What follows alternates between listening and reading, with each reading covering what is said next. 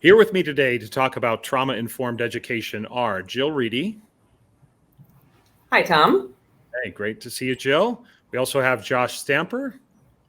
Hey, Tom. Thanks for having me. Great to have you here also, Josh. And we also have John Eller. Hi, Tom. Looking forward to it. Yeah, thanks. Glad you're here. Glad all of you have been able to join me today for this, what I think is a very important conversation. So thanks for taking time out of your busy schedules to join me. We know that trauma-informed education, prior to the pandemic, was certainly gaining in credibility, gaining momentum. Certainly, a lot of schools talking about the importance of it. But with the onset of COVID, and certainly what many have experienced over the last 16 to 18 months, I don't know that being a trauma-informed educator has been more relevant than it is right now. So, Jill, let's begin with the big picture, the overarching view from 30,000 feet. According to the most recent CDC Kaiser study, which is about the ACE study, I should say, that's adverse childhood experiences, 2/3 of the participants in that study reported at least one adverse childhood experience, and 20% reported it having at least three childhood experiences. So clearly we should operate under the assumption that trauma is far more pervasive than one might imagine. So what does it mean to be a trauma-informed teacher, or what does it mean to be a trauma-informed school? What does that mean? Yeah, that's a great question. And I want to add, to the ACE study, we would have to add environmental trauma, racial trauma. I mean, it's with everything that's happening in the world right now. More important than ever. So what is a trauma-informed school? I get questioned that all the time, and I have schools that I go and work with, and they'll say, "Oh yeah, we're in trauma-informed," and I'll say, "Well, what do you mean? Tell me what you mean by trauma-informed?" And they'll say, "Well, we watched this movie or we read this book, and it's just this checklist." And so I have to have that deeper conversation with them to say, okay, to really be trauma-informed, you're shifting the culture in your school. And we worked with 5 pilot schools just on that. And it took a lot of time. And to truly, their journey to trauma-informed is never over. It's definitely a journey, not a destination. It's not a checklist. It's not a rubric. It's not easy. It's messy.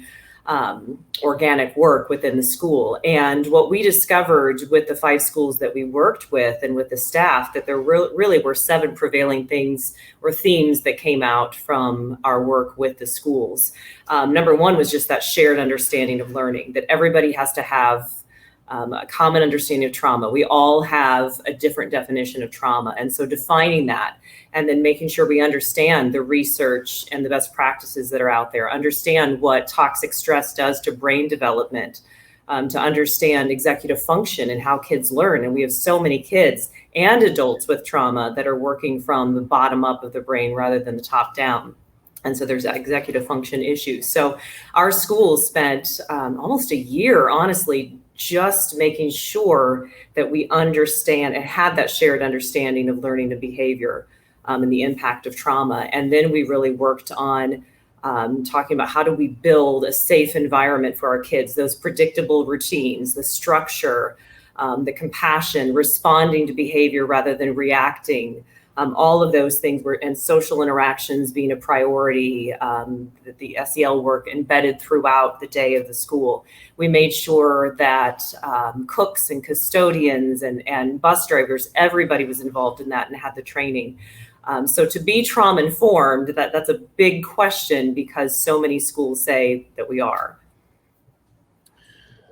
John? And I'd like to add on to what Jill said. I agree it's not a checklist, and people I think are looking for a checklist kind of a thing. And it gets down to the deep culture and the understanding and the fact that people know that things are happening outside of school and it's causing some of the students different kinds of issues. And then the ability to relate to that, and then also to put themselves in the position where they're not judging, where they're not responding. I think those are important elements. And then shifting the teaching and the learning and focusing on the consistency and the foundation to make sure that the kids have a consistent environment. Yeah, I would agree with everything and that everyone's saying. I would I want to add to what Jill was talking about, because she was talking about how she's been implementing that in for like over a year, and we've had a similar process on our campus. And I think we broke it down in multiple levels of communication. How are we interacting with our students that have probably gone through some form of trauma, especially after this last year.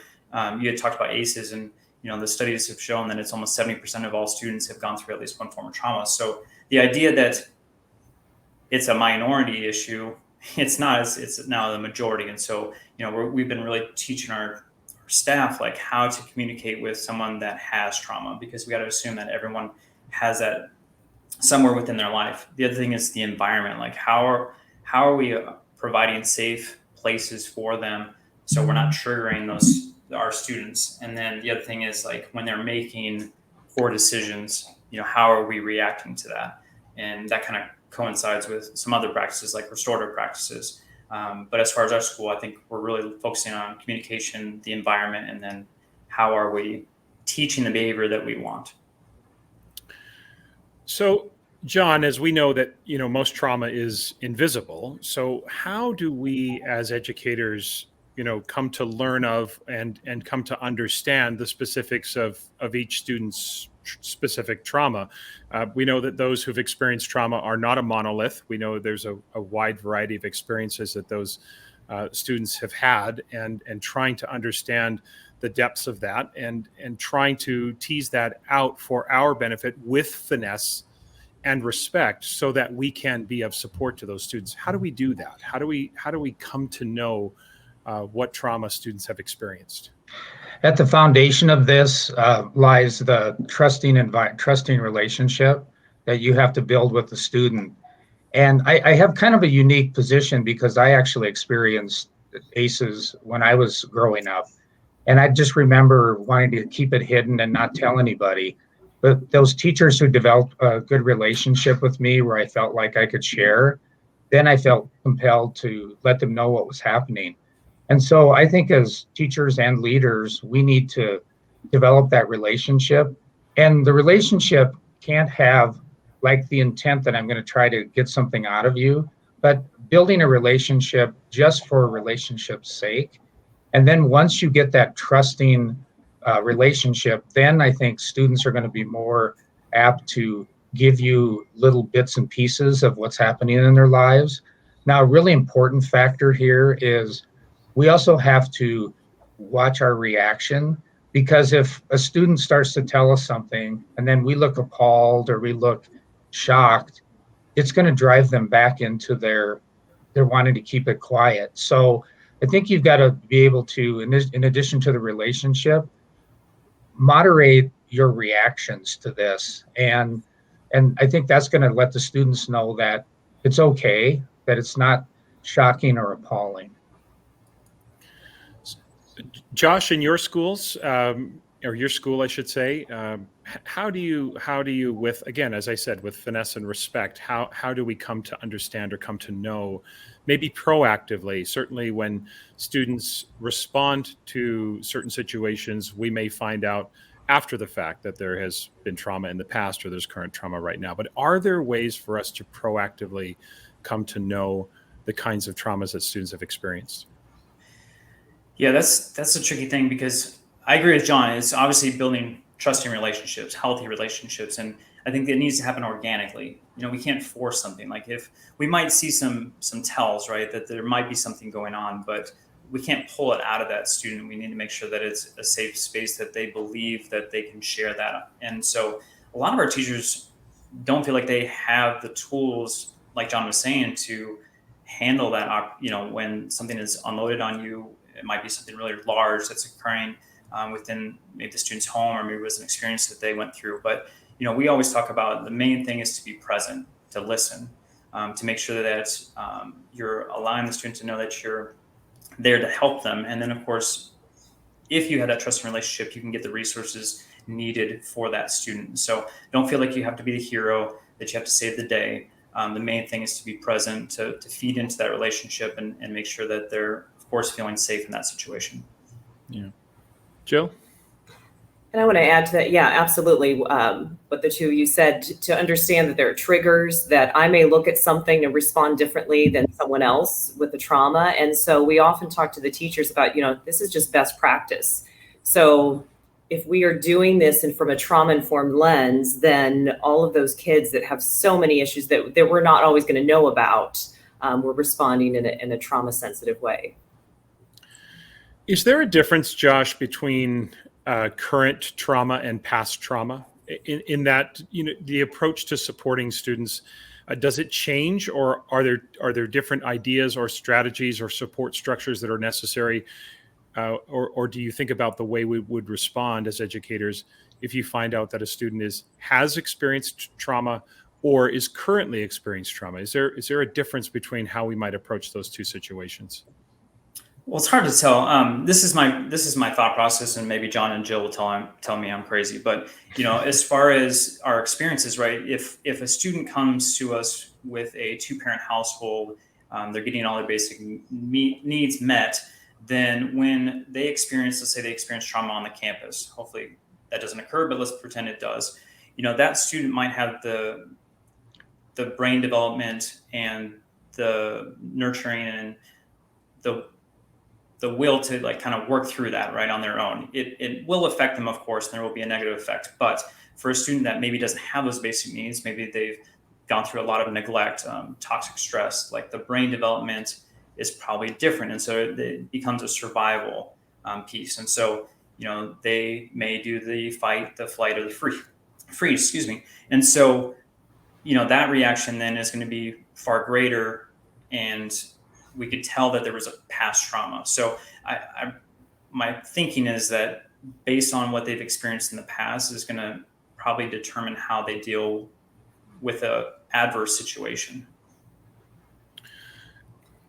I guess I'm wondering, Jill, if I'm a teacher and a student discloses something to me, how do I react to that? If they tell me that they're experiencing a current trauma, something is happening, what are some of the ideas that teachers, educators, administrators should keep in mind when supporting that student in that acute moment? We know with trauma, even past trauma, the body keeps score. So whether it's current or past trauma, when we're working with teachers and talking about this with kids, we know even if it's past trauma, that suppressed trauma is still going to impact how they react and those triggers and those behaviors that happen in the classroom. So I think both are equally important to make sure that we pay attention to and respond to in a trauma-sensitive way. Mm-hmm. So really, in some respects, there is no difference, because what happened in the past, if that has not been dealt with, managed, coping strategies, et cetera, that's still present for me, even if it happened to me years ago. It's still there. So, John, your thoughts on how we sort of support? Is there a difference? Maybe there isn't a difference between past trauma and current trauma. Well, I want to agree with what both Josh and Jill had said, and every person's experience is different. But the piece I want to add in is I also think that the age has something to do with it, because if you're younger, especially early childhood, sometimes the trauma can actually cause more permanent brain damage. Whereas maybe if you're 17, you've developed some of the cognitive skills to be able to rationalize some things. I do know that people, they do keep it inside themselves, and sometimes they actually will try to bury it. And that can also be really damaging. So to me, I think it depends on the person. And again, the age, I think, would have quite a bit to do with, the severity of the damage. So can you talk a little bit about that, John? When you talk about age, maybe some of the differences physiologically in maturity, et cetera, what specifically are you thinking about as you say, as a student gets older, they may be able to, are there some specifics about physiological stages of development that educators can at least be aware of that would help them understand how students will process trauma at different ages and stages? Yes, obviously for early childhood or kindergarten age students, they're still learning about different kinds of behaviors and processes. And so they're formulating kind of their view of the world. And then there's another major change that occurs in the brain around middle school age, where we get a lot of hormonal interaction, and kids are starting to define themselves. So to me, at some of those ages, I think certain kinds of trauma, abuse, and neglect probably have a pretty big impact because, again, early childhood, they might be trying to establish the connection between the adults, the parents, and they expect that they're taking care of them when in fact maybe the parents are the ones that are doing the abuse. So to me, it's harder. I think if you're more adolescent beyond middle school age, you're already becoming maybe a little more skeptical. You're trying to branch out on your own. So possibly you've already defined kind of the parent-child relationship. I'm not saying it's more minor. I think you're older, you're more developed. So maybe, especially things like sexual abuse, probably can be more damaging. But I do think that these different stages, it's going to be difficult for people. Yeah. There is seems to be some disagreement out there. I've heard the expression, you have to Maslow before you bloom. There's some that argue that you build relationships and SEL competencies before you can teach content or standards. Now, others argue, and I think I land in this camp, that SEL and trauma-informed practices should be embedded as we teach content or teach standards. So, Jill, is there a clear choice here? Am I wrong about the embeddedness? Is there an order? You can set me straight if I need setting straight. Is there a clear choice here, or is it somewhat contextually sensitive in terms of how we might think about, SEL competencies, trauma-informed practices, and the teaching of content? Of course, it goes back to relationships. So we build those relationships and we create a safe environment for our students. That's number one, because we know and that's just brain research. So if they're in bottom brain, they can't get to executive function, which is where all learning takes place. So we can't teach math until we make sure they feel safe. But to me, it's all embedded. I think it's everything that you do. Your vision as a leader for the school, and your teachers are carrying out this vision that everybody truly believes, they are all in, that this is a place where we are going to constantly talk about our emotions and model that for our students and model self-regulation. That's just part of the day. Very organic and built into the day, rather than we're going to have an hour of SEL curriculum. Second period, we talk about our feelings, that it's embedded throughout everything that you do. Right. When you talk about relationships, Jill, Josh, it makes me think about, it's often easy for educators to build relationships with students they have things in common with, or students who are somewhat, let's just, for lack of a more sophisticated way of saying it, somewhat compliant with the expectations of the school. We also know that those who have experienced trauma often act in antisocial ways, yes, which makes building relationships more challenging. So within the spirit of how do I build relationships, how do I build relationships with students who are, present as disruptive, argumentative, challenging? We know there's trauma behind that, but we might not know that in that acute moment. How do I build relationships with students who are challenging to me or to the learning environment?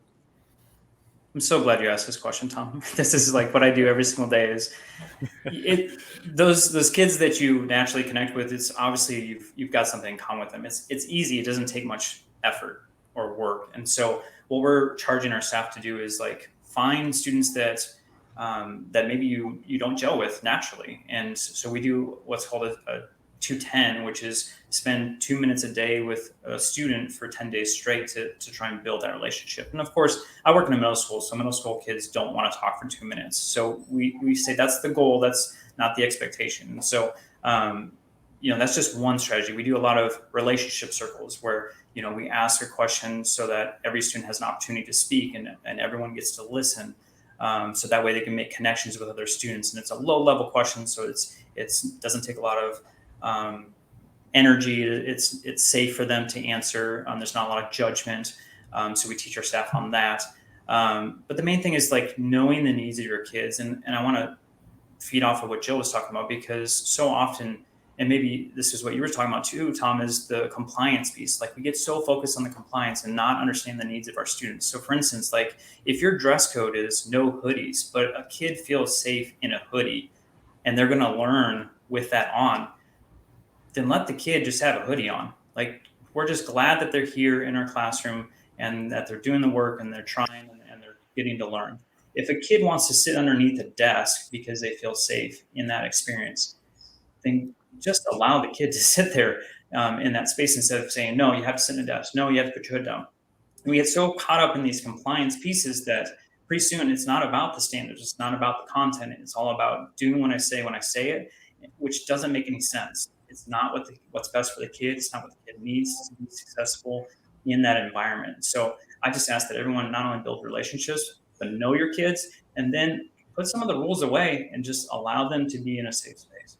Yeah, that it's a good point, Josh, about compliance, because my intent with compliance was to say, there are expectations and rules about how schools operate. You are absolutely spot on. I believe that too many of us are obsessed with compliance to the point where we allow for no wavering outside of what we expect sort of as a social norm. So I think that's a really important point to just say, look, there are ways that schools function, and there are some, non-negotiables about how we operate. But within that, there is a lot of flexibility. Yes. Certainly a hoodie is not one we want to go to the wall on. John, any thoughts on the idea of embedding SEL trauma-informed practices within the instructional? And if so, are there any specific things teachers can think about when so if I embed trauma-informed or SEL practices into content, what exactly would I be doing? If it's okay, Tom, I want to come back to Josh's comment for just a moment. Sure. I think that part of the understanding of what is making some of these students seem to be not interested in connecting is part of the trauma sensitive part that we talked about in question 1. It's easy for kids who are sitting there looking at you and smiling and waving. It's easy to build relationships, but then those students who don't seem to be connecting, that's difficult. And I think that conversation with the teachers about what is important here, is sitting at the desk looking at you important, or is no hoodies or no hat rules and all of that? Those things over the years, I've just seen they've caused tons of problems, and they push kids over the edge. And some of the kids are actually in situations where they're already on the edge when they come in from home situations. So I really, Josh, I really want to thank you for sharing that perspective.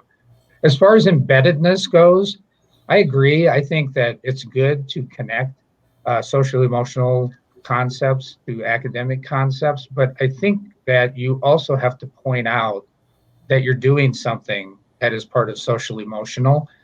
For example, in some of the schools where I have been a principal, we have developed some common procedures so that when you go from class to class, kids have consistency. So when we're teaching things like school signal for attention or voice level in groups or whatever, that we tied it to the academic content so that it became more permanent. But we also said, hey, we have a school signal, and we have expectations for going around either the room or moving around the classroom. And we didn't want to make it punitive, but we wanted each teacher to have consistent expectations so that kids don't have to shift gears, which if they're having trauma, they're already in a very volatile, inconsistent situation outside of school. So that we found that consistency is really important.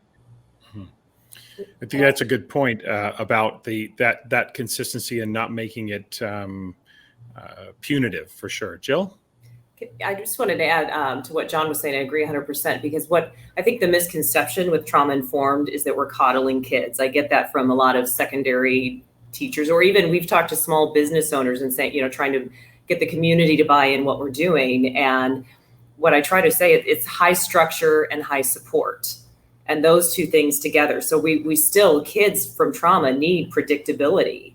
They want to know that every teacher has the same rules and they're going to respond the same way. They can respect that, but it's when we start confusing them and that predictability is not, the consistency is not there. So it's high structure and high support from that responsive lens.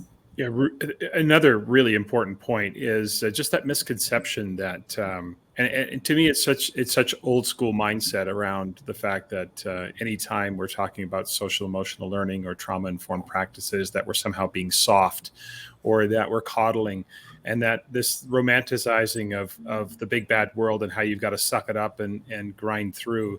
It's just an archaic mindset that we know we have just way too much research and too much experience in terms of practical implementation that allows us to know that that doesn't work, and that we need to create structure and predictability, and that one of the biggest misunderstandings is that you can have high expectations, you can demand excellence from students, and you can create an incredibly supportive environment that allows students to thrive inside of that structure. That's what real discipline is. It's structure and inclusion. It's not removal and isolation and punishment, for sure. And the transformation, I'm sorry. No, go ahead. Go ahead. Transformation I saw in my staff is before we did consistent work together, consistent procedures, and we actually taught and developed lessons and nurtured the kids through the consistency. When there was a problem, a teacher would blame the students. And after we did it for about 6 years, kind of back to Josh's point that it takes a long time to really change the culture, teachers would come and say, I had this problem. I need to go back and reteach it. I need to go back and re-practice it. So now they're taking the responsibility for the consistency, where before they said, oh, this kid, they're from the so-and-so family. And, so that acceptance that the teachers have for, I need to do a better job, that's part of the culture change. Yeah, it is incredible how, when we're not mindful and not aware, how much even someone's last name can influence the way teachers respond if we're not very purposeful and intentional about it. John, one of the things that I found really interesting in preparing for our conversation today was I read a little bit about how students who've experienced trauma find subjects like music and physical education actually quite supportive and also it gives them an opportunity for creative expression or creative communication. So what do you think it is about those environments, say contrasting with the more traditional academic environment? Take a subject like music or drama or physical education. What is it about those, learning experiences that so many students who've experienced trauma actually find so authentically appealing? Well, to me, I think that some of them are outside of the box of what we would call traditional academics. I mean, for example, if you're playing an instrument, you have the ability to be creative, to practice by yourself, to really shine in that. And physical education, I think just the movement and the exercise and all of that kind of helps to burn off some of the negative energy, or maybe the cortisol that they have. So again, I think like you said, the creativity, the fact that not everyone kind of fits into those molds, maybe is appealing to the students, that sort of thing. Yeah, I just found that so fascinating, Jill, that there is this dichotomy between how students respond in that academic environment and then into those either creative or those physical environments. Somehow there was a complete difference in terms of how the students respond. Have you seen anything like that or experienced anything like that in the schools that you've worked with? Or Oh, absolutely. And part of my job is I oversee our alternative school. And so those kids, they just blossom when they're given that opportunity. But I think it goes back to, when you talk to therapists about, dealing with trauma and therapy, that talk therapy is not necessarily the best thing for students or even adults with trauma. And so it was interesting. I had read from Bessel van der Kolk's book about there were a group of women and sitting in a circle, and they were all had been sexually assaulted in some way in their lifetime. And they were asked to talk about it. And instead of talking about it, they started beating on the chairs, just kind of this rhythmic drum that was just very soothing. And then they, so that mind-body connection and that rhythm was very healing and very therapeutic for them. Just as we know, play therapy or working with animals and different things. And so that music piece, the art, all of those senses that the physical piece, all the things that we've cut funding on in schools tends to be what works really well with our kids. Josh, you're currently in a school right now. Do you see that with your students, the differences in those environments?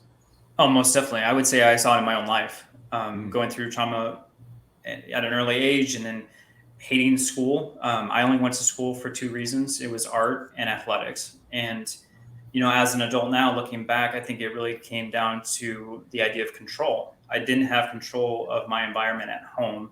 I didn't like a lot of structure. I didn't like to be told what to do. In fact, I still don't like to be told what to do. And so with, like, for instance, in art class, I was given a project and then I was able to just do whatever I wanted, whenever I wanted. It was a project based, right? I had multiple weeks to do it. I could work at my own pace. I had my creative juices flowing, and I really didn't have a whole lot of folks telling me when or where. I could sit anywhere. I could dress any way. I was accepted. And I think it really came to control. Like, I got to control that environment. And with athletics, I think, what John was saying is spot on. Is if you're watching me right now on video, I've been moving the entire time. I have to move. It's something that's ingrained in me. And so to be stuck in a sled desk for 8 hours a day was not conducive for me and my learning style. And so PE was that, and athletics, I did both, was something that I had to do. And I did that well into my adulthood. Still today, I have to be, active. And so I think that's just a missing piece in education in general, is like, there's not enough movement. Like, our kids are suffering every single day of just being stuck, not only in a controlled situation, but then also to be still. And that's just not how we are wired. And so, like, our goal should be at some time, we need to have a brain break. We need to get our students up, moving, blood flowing. Like, we have to get blood flowing to the brain so that we can learn. And I think so often it's just like, be quiet, be still. And that's not engagement. Right. And that is certainly, that comes from the traditions of how schools operate and the compliance issue we talked about earlier, and how we've just get caught up in that control piece that my job as the teacher is to control the classroom environment. Josh, let me stick with you here and talk a little bit about leadership, because I'm thinking about these messages. We have to remind teachers the importance of getting up, moving around, doing things, the physical environment of PE classes or the creative outlet of music, drama. We know this. Most teachers will know this, but how do we remind ourselves? How do we continually remind ourselves? And it makes me think of leadership and what, leaders can do to kind of build the credibility. And Jill, you talked a little bit about this earlier, which was, it's being soft, and it's not really, what schools are supposed to be about. But despite the fact that trauma-informed educational practices and strategies are gaining credibility, leaders still have to battle parents, school boards, communities, even business leaders to implement these practices. So this is kind of two parts, Josh. First, why do you think that still exists? Why are leaders still having to fight this battle about how important it is to bring SEL trauma-informed practices? And secondly, then, what can school leaders do to help accelerate the embedding of these practices in their schools? Okay, so I'm going to kind of break this down. So with parents, I don't think parents think of it in a negative terms. I just don't think they're educated. So when I get a chance to provide some context of what we're doing, I don't have pushback from our parents, and maybe I'm unique in that experience. But I think often it's just a misconception of verbiage that we use as a school versus what's actually occurring. And once we're able to communicate what's really going on with their students and how we're teaching those skills and talking through how to de-escalate and working through emotions and how we're interacting with those students, we get buy-in right away. Now, as far as the educational piece, like when I'm talking to teachers, when we did a training with our staff, we broke it down, and I wasn't the one facilitating this, but I got to participate. It was, okay, if you've never been sent to the office, stand over here. If you've been sent to the office once, stand here. If you've been sent to the office more than 2 times, stand over here. I can already tell that you probably know where the majority of the educators fell within the building. Like 90% were, I've never been sent to the office. Unfortunately, I was standing on the far end of that situation where I got sent multiple times. And so I think what that shows is that, like, majority of teachers and educators as a whole have had success in schools. And so it's hard for them to relate when someone is having these larger behaviors. Not to say that these folks haven't gone through trauma. It's just that their experience has been different, and it's mostly built around success within a traditional model of education.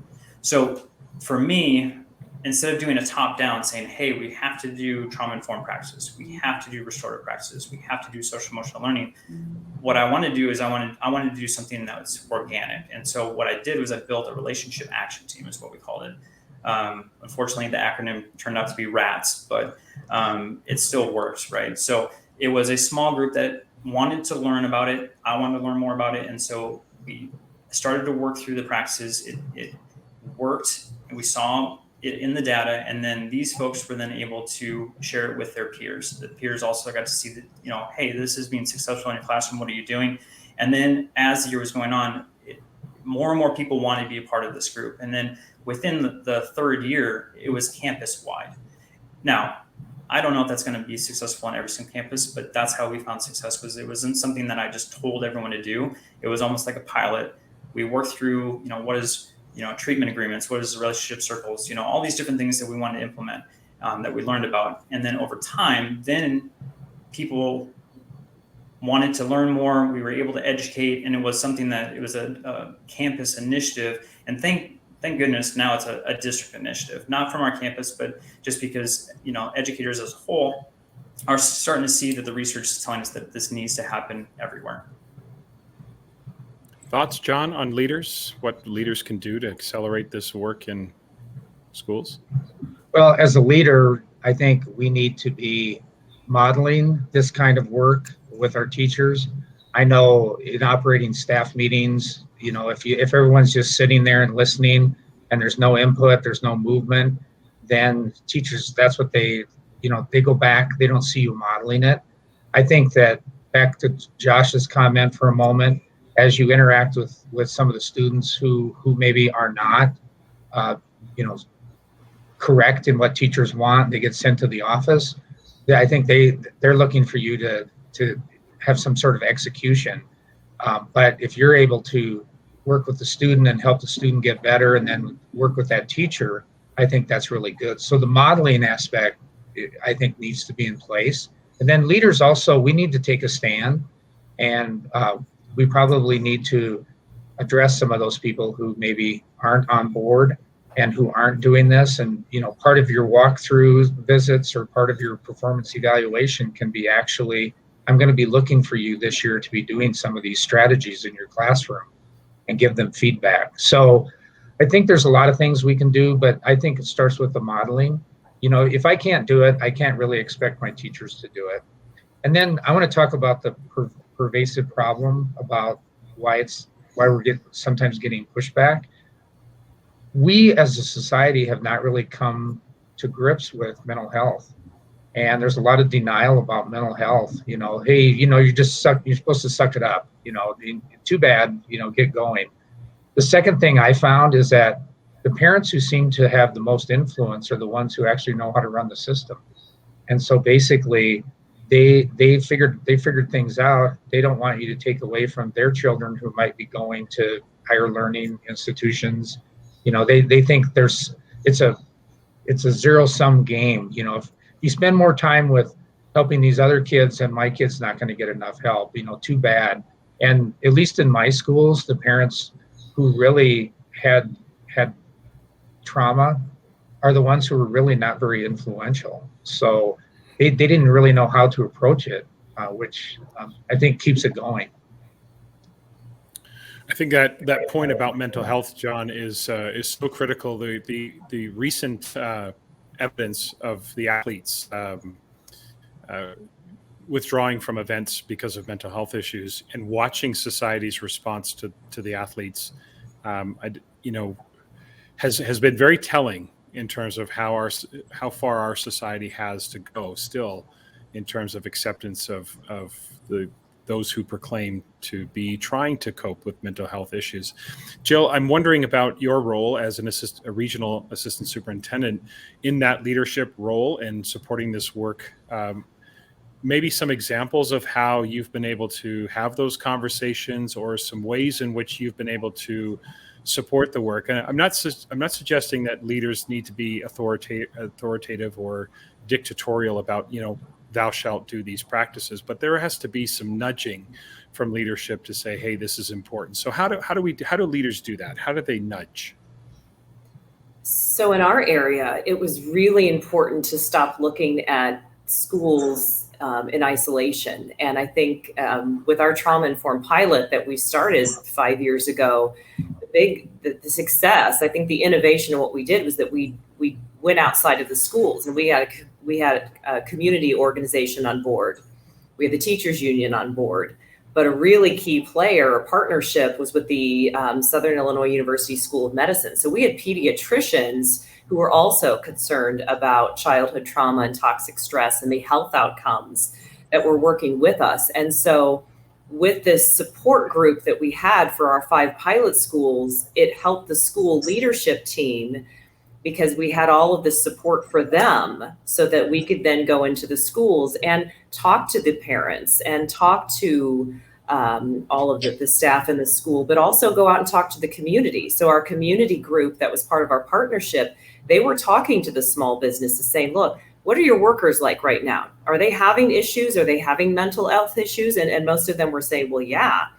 That's why this work in the schools is so important, and you need to support that work as a community leader, because we're all in this together, and we have to bring in health, community organization, all of those things within the schools, because the schools can't do it all alone, and it's too much. Yeah. One of the things that, as I was thinking, as we're talking about all of these experiences, and Josh, I want to thank you for earlier sharing your story with us about your experiences. And that's just one example of the fact, Jill, that we have educators who are in schools who have experienced or are experiencing trauma in their own right. So I think one of the big overarching questions for schools, leaders, districts, et cetera, is how do we help support educators who are currently experiencing trauma or have experienced trauma, while they themselves simultaneously are trying to support students who've experienced trauma as well. So how do we go about that? So we had some very difficult experience. I think it was after year 1 in our pilot schools, we actually had a teacher that committed suicide over the summer. So that was a big wake-up call of, wow, this work is more important than ever. And that was after year 1 of spending the year getting on board of what. And so all of these things were coming out with teachers. And so we were realizing that we were spending so much time talking about childhood trauma that we had to take a step back and realize that we've got to take care of our teachers. And now we're taking a step back even farther, saying we need to take care of our leaders, so our leaders can take care of themselves, lead themselves well, and then take care of the teachers. And so the self-care piece has been huge of how do we support, because teachers they have their own trauma, they have compassion fatigue, the vicarious trauma, all of those elements come into play. And so how do we create safe environments? And I think it starts with leadership. It's me going in as a leader and modeling that, I'm having a rough day, or I need to get some help, or saying that it's okay, creating that culture where it's okay to get help or to partner up. We started partnering up teachers so that they had someone that would check in with them, and that we had circles going on after school where the teachers could voluntarily just come in and just debrief from the day and get things off of their mind and kind of process some of the difficult things that they dealt with through the day. So it's that cultural shift. Absolutely. Yeah. John, any thoughts from you on how we support teachers who are currently or have experienced trauma in their own right as they try to support students? I agree with Jill. I think it's a big issue, and we've neglected it in the past. We're really focused on the students, and then because we're the caregivers, we tend to put all of our energy into the kids, and then we don't really think of ourselves. I think helping people become aware of the fact that there could be issues is really important. I found some success with just asking teachers to go through the original ACEs study, the Kaiser Permanente ACEs survey, and then we talk about this and then how it could how could, what could your reaction be? And it's interesting because Jill talked about these circles. And in one school, I worked at the local university and brought in a psychiatrist or psychologist once a month, and it was open door, and teachers could go in. It didn't cost much, but it was really helpful. And they could go in small groups or they could go individually and just talk about issues that they had. I think letting people know it's okay, that they could be recovering. I think many educators have had adverse childhood experiences, and maybe that's what got them into education. So again, I think we need to spend more time on it. There's just this resistance, whether it's internal or external pressure, this resistance to being vulnerable. That seems to still, I think it's improving. I would suggest that it's improving, but it's nowhere near where it needs to be in terms of accepting the idea that there is trauma amongst the teaching staff. Teachers are expected to be so stoic and strong and selfless, and I think it's okay for them to be a little bit not selfish, but to think of self as we think about how we're going to serve our students in the best way possible. Josh, thoughts on that? How do we support teachers experience trauma for themselves?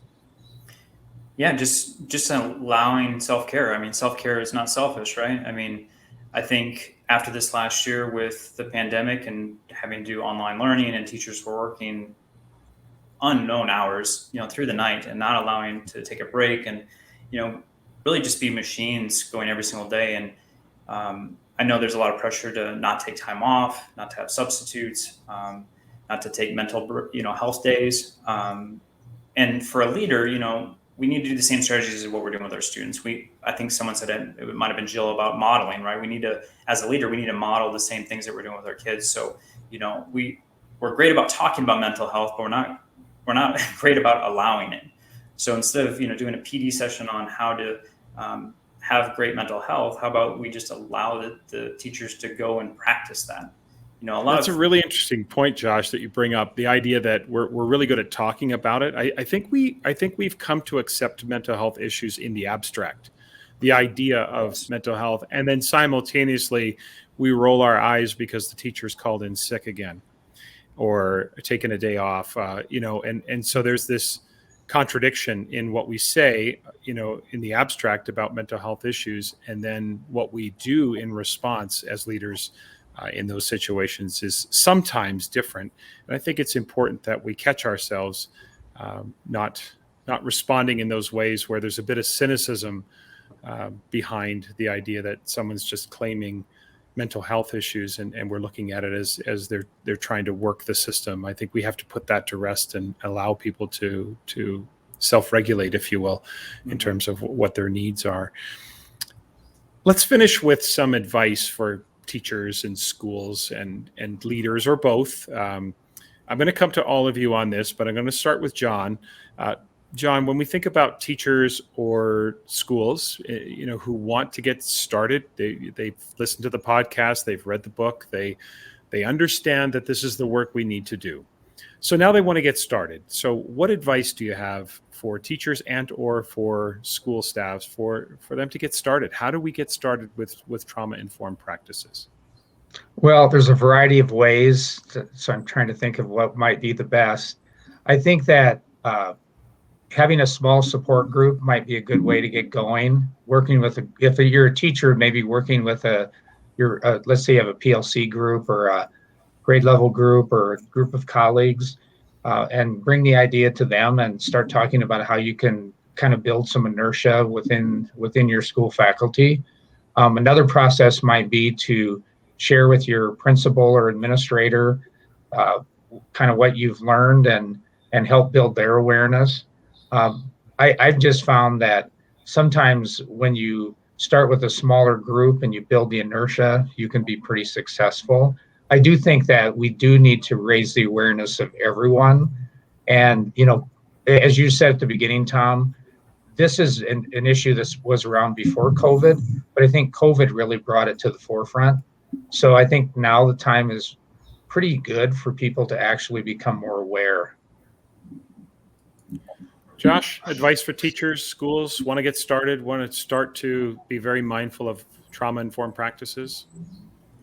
Yeah, I think just to educate yourself as much as possible. I know that a lot of folks may have a perception of what that is, and maybe it might be a negative perception, but I just always challenge, our staff to get educated and then to act on that. Like whatever it is that you're learning about, try it out. And I can already see the benefits of that and that they're seeing success in it. We always turn our staff over to TBRI, so Trauma Informed Classrooms, through TCU. I had to do it as myself and my wife, we're foster parents. So we went through that training through foster care trainings, and it honestly changed everything about not only my parenting techniques, but what I did as an administrator. And so now they have classroom trainings that a lot of times are free. So, if anyone is ever wondering, like, what is this trauma-informed practices thing? Typically, I direct them that direction because it doesn't cost money, but they can still learn from a professional on how to implement it in the classroom. Last word to you, Jill. Advice for teachers and schools? I think a great starting point, and maybe one of the easiest starting points, especially for anyone that's very resistant with this, would be the brain research. I mean, you can't argue with the brain research and science that's out there, and it's ever changing. When you start reading about epigenetics and generational trauma, it's just fascinating. And I think if you start with that and you start to understand what toxic stress and complex trauma does to the brain, that's a great starting point that everybody can learn from and go from there. And that way you take some of the feelings and emotions out of it and you just look at the science. And then you start building that momentum. But I think everybody's on their own personal journey in the beginning to really understand that. And then from there, you just keep moving forward. And it's slow and it's messy and it's emotional and people don't always get on board at the same time. And so I think you have to know that going in to be successful, that this is a cultural shift and it's worth the time and effort. Well, this has been a fascinating conversation. I can't thank all of you enough for joining me today. So Jill, Josh, John, I really appreciate you taking the time to be here. I'm sure listeners are going to benefit from your expertise. Really appreciate it. Thank you. Thank you.